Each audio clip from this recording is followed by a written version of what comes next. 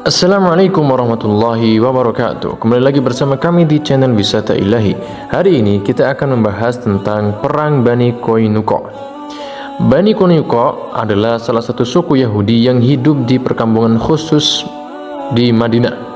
Perang ini berawal dari kebencian kaum Yahudi atas kemenangan kaum muslimin terhadap orang kafir Quraisy. Dengan berbagai macam cara mereka menghembuskan perpecahan dan fitnah di kalangan kaum muslimin. Rasulullah SAW berulang kali menasihati mereka dan menyerukan mereka kepada Islam. Namun, hal tersebut justru semakin membuat mereka angkuh dan mengejek kaum muslimin.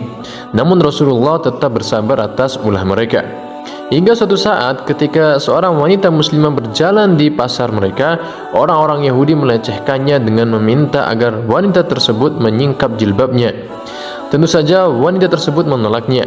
Kemudian seorang penjual perhiasan mengikat ujung pakaiannya tanpa dia ketahui, sehingga ketika dia berdiri tersingkaplah aurat wanita tersebut diiringi derai tawa orang-orang Yahudi di sekitarnya.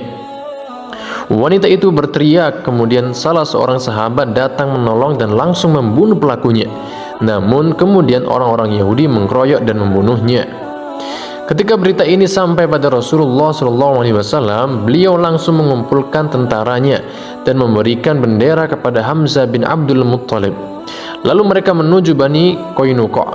Ketika melihat kedatangan kaum muslimin, orang-orang Yahudi segera berlindung di balik benteng-benteng mereka.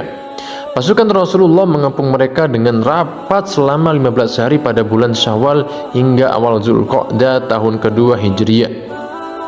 Akhirnya Bani Qaynuqa menyerah karena ketakutan melanda mereka. Lalu mereka menyerahkan keputusannya kepada Rasulullah. Abdullah bin Ubay bin Salul dengan gaya kemunafikannya membujuk Rasulullah agar tidak membunuh mereka. Rasulullah akhirnya mengusir mereka dari kota Madinah agar tidak tinggal berdampingan dengan kaum muslimin. Setelah itu masih ada lagi beberapa peperangan yang berhasil diatasi oleh Rasulullah dan pasukannya. Untuk lebih menunjukkan ketegasan Rasulullah dalam masalah ini, beliau memerintahkan untuk membunuh Ka'ab bin Al-Ashraf, seorang Yahudi yang paling dengki terhadap Islam dan kaum muslimin, dan secara terang-terangan sering menyakiti kaum muslimin. Hal tersebut semakin besar pengaruhnya karena dia orang terpandang di kaumnya, kaya raya dan penyair. Tugas tersebut dilaksanakan oleh para sahabat yang dipimpin oleh Muhammad bin Maslamah. Hal ini semakin menambah kegentaran orang-orang Yahudi bahwa Rasulullah tidak segan-segan mengambil tindakan tegas jika ada orang yang bertindak sewenang-wenang terhadap kaum muslimin. Itulah awal bagaimana orang-orang Yahudi di Madinah membelot atau membangkang perintah atau perjanjian yang mereka buat bersama kaum muslimin, dan itu adalah bukti bahwasanya Rasulullah SAW orangnya sangat tegas ya dalam melindungi kaum muslimin. Nah, hanya saja orang-orang Yahudi ini ingkar janji atas perjanjian yang sudah dibuat sebelumnya. Nah, semoga kita bisa mengambil hikmah dan pelajaran ya.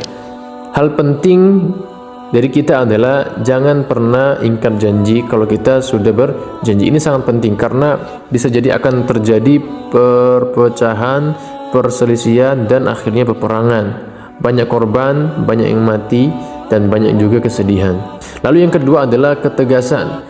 Ya, dalam membuat aturan apapun, seseorang harus tegas dalam menjalankannya. Bila ada pelanggaran, maka harus tegas, siapapun itu. Entah itu anak, saudara, teman, dan sebagainya. Kalau itu adalah pelanggaran, maka harus ditegakkan dengan baik. Nah, mungkin itu saja dari kami. Semoga kita semuanya bisa mengambil pelajaran. Assalamualaikum warahmatullahi wabarakatuh.